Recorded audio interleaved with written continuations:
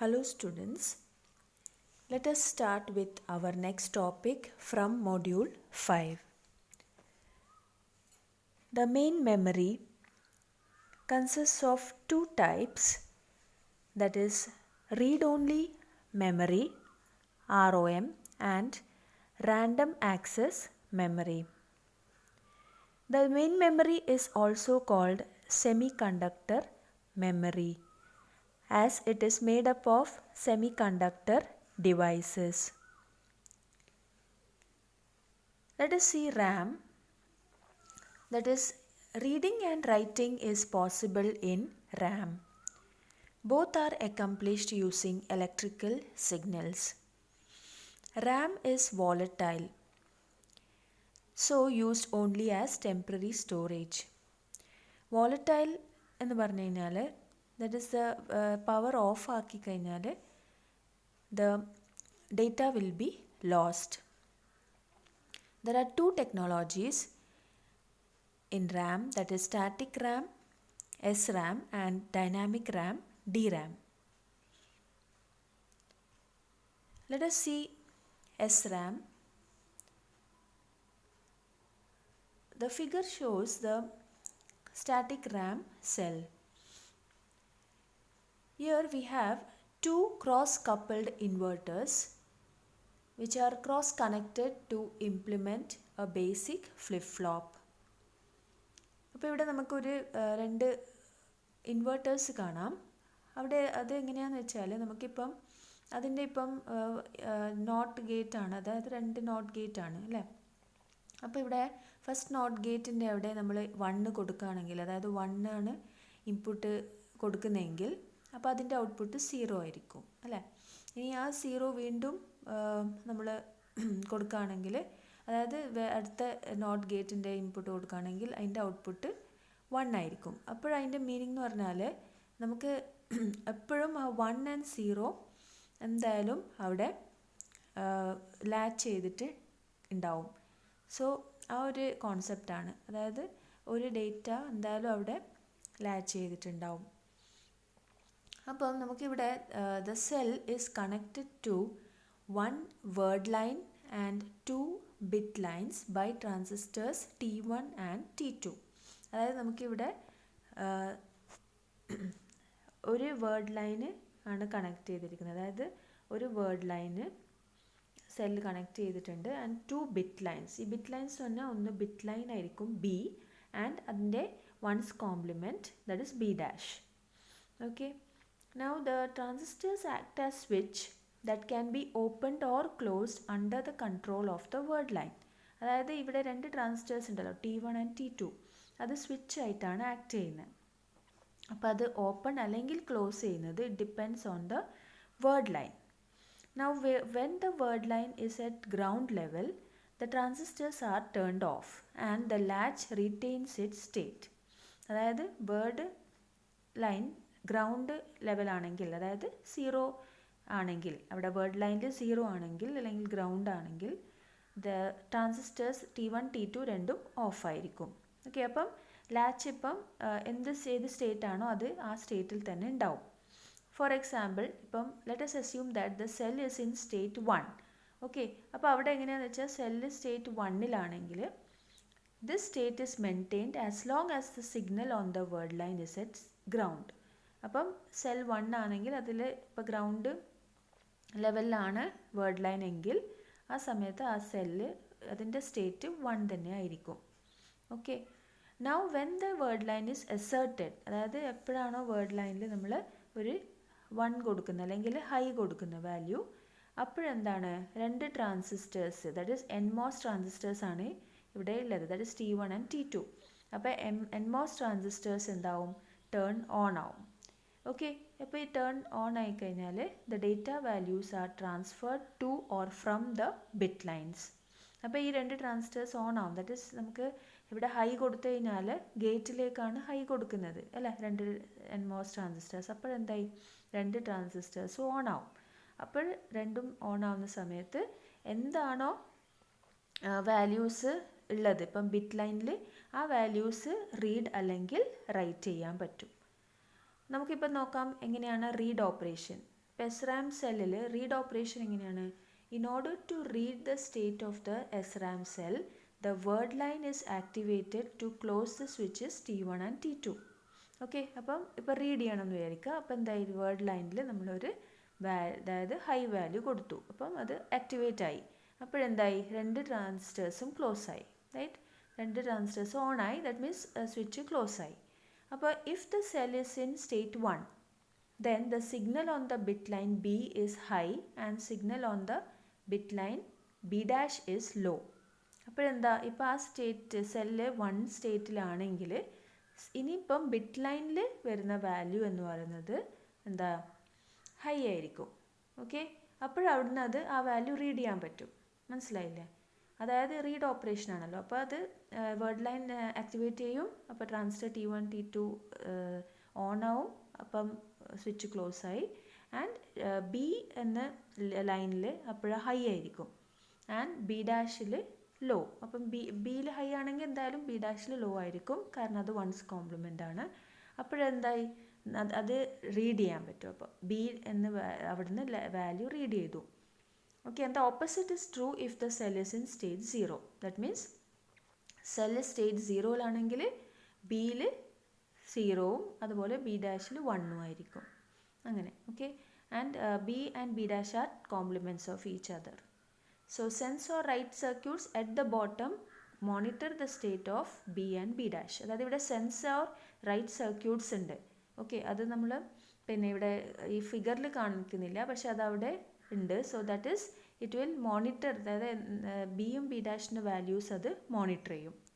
ഇനി write operation നോക്കാം. The state of the cell is set by placing the appropriate value on the bit line B and its complement B dash, then activating the word line.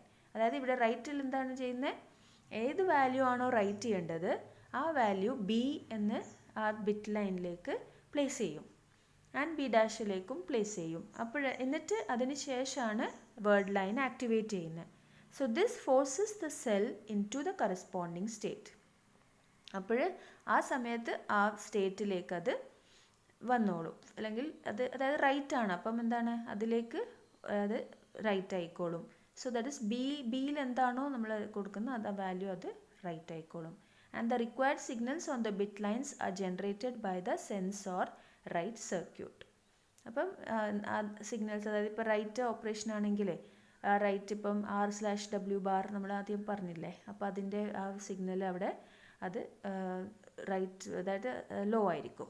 Okay, അപ്പോൾ അങ്ങനെ അത് എന്താണോ required signals അതവിടെ generate ആയിക്കോളും.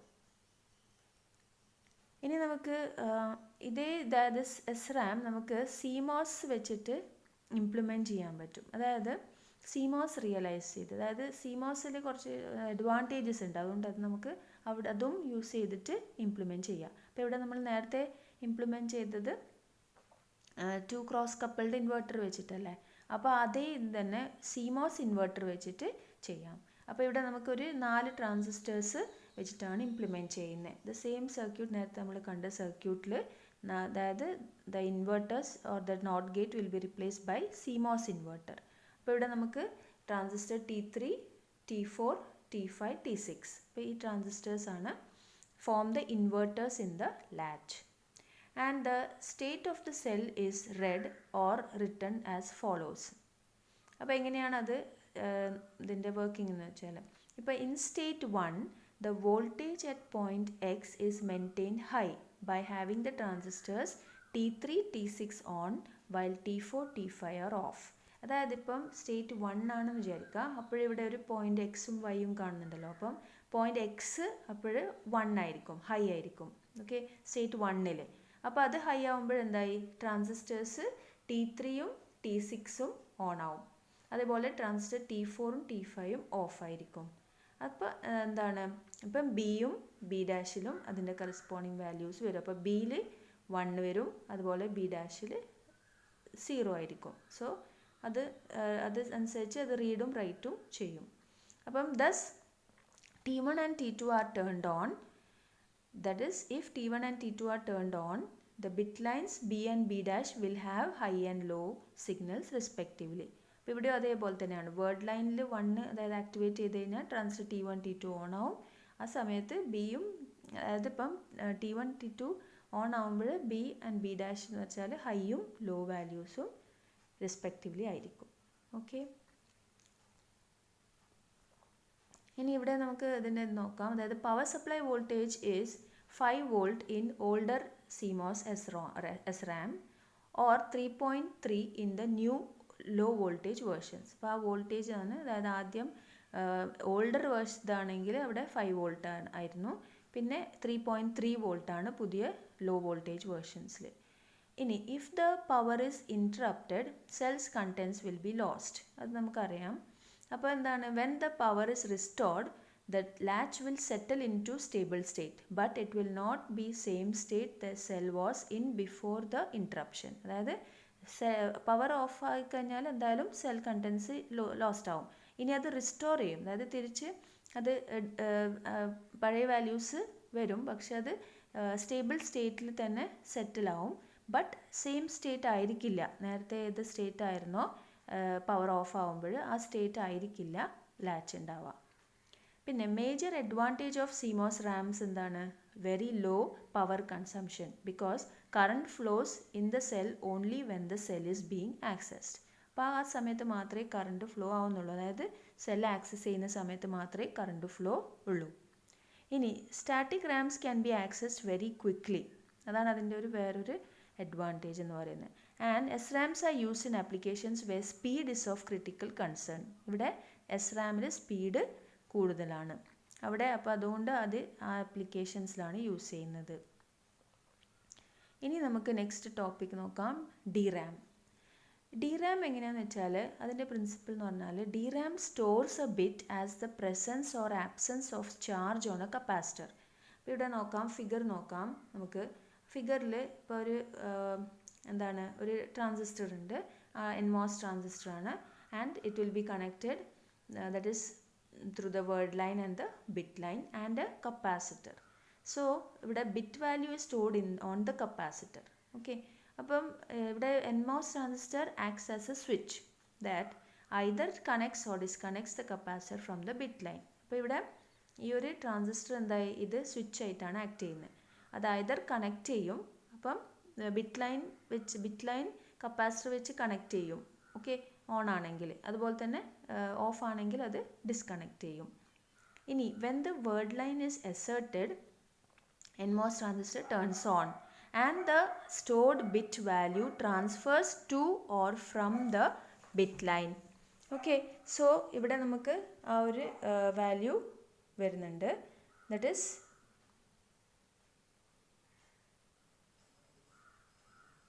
ഈ ഒരു value, that is when the word line is asserted the NMOS transistor turns on. Okay, അപ്പോൾ എന്താണെന്ന് വെച്ചാൽ ഈ ഒരു സ്റ്റോർ ബിറ്റ് നമുക്ക് അതിൽ നിന്ന് ബിറ്റ് ലൈനിൽ നിന്ന് റീഡ് ചെയ്യാം അല്ലെങ്കിൽ റൈറ്റ് ചെയ്യാം. ഓക്കെ, അപ്പോൾ ഇവിടെ നമുക്ക് നോക്കാം അതിൻ്റെ എങ്ങനെയാണ്. അപ്പോൾ ഇവിടെ കണ്ടോ സ്റ്റോർ, അതായത് ഫിഗർ നോക്കാം. അപ്പോൾ സ്റ്റോർഡ് ബിറ്റ് 1, അതായത് സ്റ്റോർ ചെയ്തിട്ടുണ്ട്. അപ്പം when the capacitor is charge to VDD the stored bit is 1. അപ്പം അതായത് ഫുൾ വോൾട്ടേജിൽ ചാർജ് ചെയ്യുമ്പോൾ ആ ബിറ്റ് അവിടെ 1 ആയിരിക്കും. Okay, and when it is discharge to ground the stored bit is 0. അപ്പോൾ എപ്പോഴാണോ ഡിസ്ചാർജ് ചെയ്യുന്നത് ആ സമയത്ത് അവിടെ സ്റ്റോർഡ് ബിറ്റ് 0 ആയിരിക്കും. അപ്പം the capacitor node is dynamic because it is not actively driven high or low by the transistor tied to the VDD or ground. അതായത് അത് കപ്പാസിറ്റർ നോഡ് എന്ന് പറഞ്ഞാൽ ഡൈനാമിക് ആണ്, കാരണം അത് ആക്റ്റീവ്ലി ഹൈയോ ലോ വാല്യൂയിലേക്ക് പോകുന്നില്ല. Okay, now during the read എന്താണ് സംഭവിക്കുന്നത്, റീഡ് സമയത്ത് data values are transferred from the capacitor to the bit line. അപ്പോൾ ഇവിടെ റീഡ് ഓപ്പറേഷൻ സമയത്ത് എന്താണ് സംഭവിക്കുന്നത്, വാല്യൂസ് ആർ ട്രാൻസ്ഫേർഡ് ഫ്രം, അതായത് കപ്പാസിറ്ററിൽ നിന്ന് ബിറ്റ് ലൈനിലേക്ക് അത് റീഡ് ചെയ്യും, അല്ലെങ്കിൽ ട്രാൻസ്ഫർ ചെയ്യും. അപ്പം ബിറ്റ് ലൈനിൽ നിന്ന് വാല്യൂ റീഡ് ചെയ്താൽ മതി. മനസ്സിലായില്ലേ, കപ്പാസിറ്ററിൽ വാല്യൂ ഇപ്പോൾ ചാർജ് ആണെങ്കിൽ, ഫുൾ ചാർജ് ആണെങ്കിൽ അത് 1 അല്ല, അപ്പോൾ അത് എന്താവും ബിറ്റ് ലൈനിലേക്ക് ട്രാൻസ്ഫർ ആവും. അപ്പോൾ ബിറ്റ് ലൈനിൽ നിന്ന് റീഡ് ചെയ്യാം.